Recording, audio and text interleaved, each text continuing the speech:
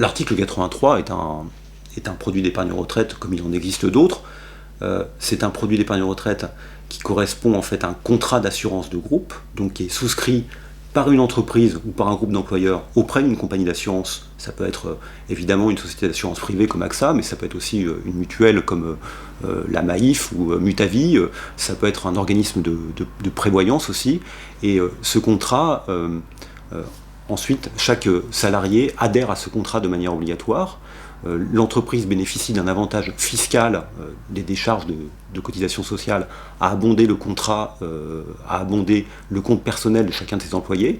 Il doit abonder le contrat de chacun de ses employés de la même manière en termes de pourcentage de salaire. Donc il y a ce mécanisme aussi qui est important. Il ne s'agit pas d'un produit dans lequel l'entreprise décide de donner une prime sous forme d'épargne retraite à un salarié en question. Il doit faire la même chose pour tout le monde. Et ce qui est très intéressant aussi, c'est que le salarié a la possibilité de l'abonder de manière volontaire en bénéficiant dans ce cas-là d'une ristourne fiscale. Les revenus jusqu'à un certain plafond qui sont versés sur le contrat en question ne sont pas imposés. Le contrat est ensuite géré par la compagnie d'assurance et au moment de la prise de retraite, on bénéficie dans ce cas-là d'une sortie en rente viagère. Donc c'est un contrat article 83. Un point important, c'est la portabilité des droits, le fait que, évidemment, le contrat est spécifique à l'entreprise, puisqu'il est associé à l'entreprise. Donc un point qui est fondamental, c'est de savoir ce qui se passe lorsque le salarié est mobile, et ça c'est une bonne chose pour l'efficacité économique, comment il peut retrouver les droits qu'il a éventuellement capitalisés dans différentes sociétés, dans différentes compagnies qui auraient tous des articles 83. Donc ça c'est un grand problème qu'on a aussi aux États-Unis, et on essaie d'améliorer la portabilité des droits, notamment en développant des possibilités de transvaser finalement les encours que vous avez accumulé sur un contrat article 83 sur d'autres types de supports. Donc on peut très bien jouer par exemple sur le fait d'avoir un plan d'épargne retraite populaire qui est un contrat individuel, mais qui permet aussi de récupérer des encours que vous avez accumulés au gré de votre histoire personnelle dans les entreprises, dans chacune des entreprises dans lesquelles vous êtes passé. Donc ça c'est aussi une question qui est importante pour justement inciter aussi au développement de l'épargne retraite.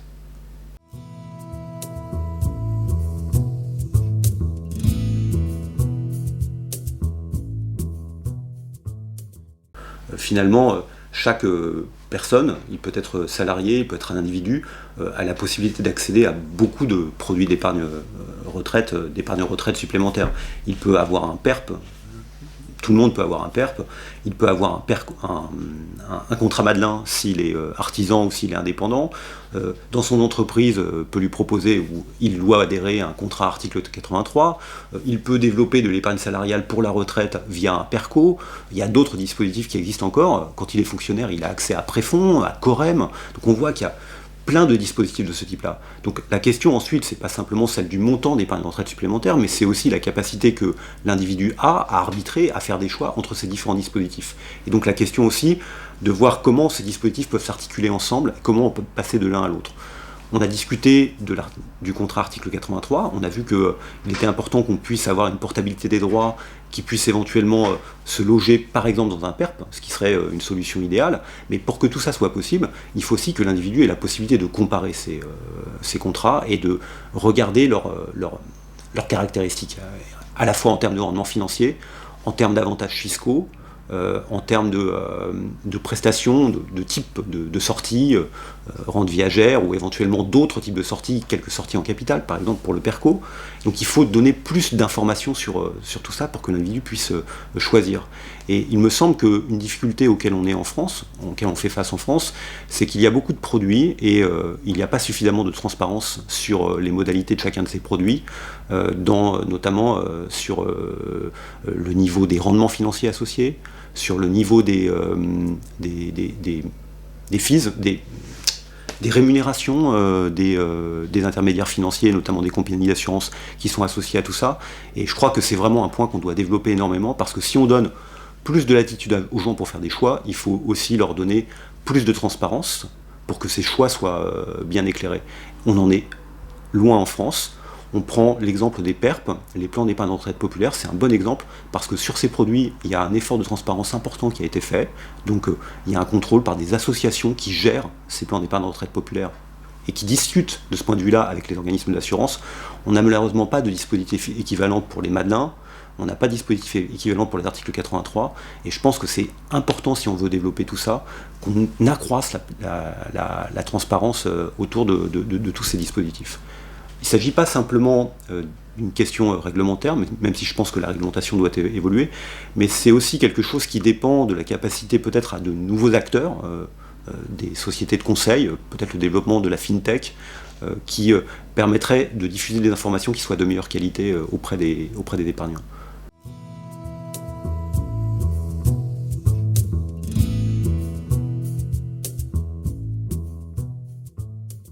On a beaucoup discuté des dispositifs d'épargne supplémentaire et je voulais aussi mentionner un dispositif particulier qui a été mis en place depuis maintenant une dizaine d'années, qui est le régime additionnel de la fonction publique. C'est pas un dispositif d'épargne supplémentaire, en fait c'est une forme de capitalisation collective qui est ouverte aux fonctionnaires pour les primes, pour les éléments de rémunération supplémentaire qu'ont ces fonctionnaires. Donc depuis maintenant 10 ans, à chaque fois qu'on fait une heure supplémentaire de TD ou qu'on touche une prime de responsabilité ou pour d'autres fonctionnaires qui ont des primes, une partie, 10% de cette prime est versée dans un fonds de capitalisation collective qui est géré par la Caisse des dépôts et consignations et qui ensuite va délivrer des prestations à ces fonctionnaires retraités. Or, ce régime aujourd'hui fonctionne plutôt bien, donc maintenant il a 20 milliards d'encours, donc il a accumulé 20 milliards de capital. Il continue à augmenter parce que, évidemment, comme il vient d'être mis en place, il touche plus de flux en entrant qu'en sortie, il ne distribue pas encore beaucoup de prestations, même s'il commence à décaisser. Et donc c'est une expérience originale en France de développement d'un fonds de pension public qui est géré de manière centralisée, avec un droit pour chaque fonctionnaire d'obtenir une rémunération, et qui pour le moment est bien géré, et je trouve que c'est une expérience aussi qui montre qu'on a aussi une capacité à côté de dispositifs qui sont des dispositifs individuels dans les entreprises, etc., pour les fonctionnaires de développer des systèmes originaux et intéressants.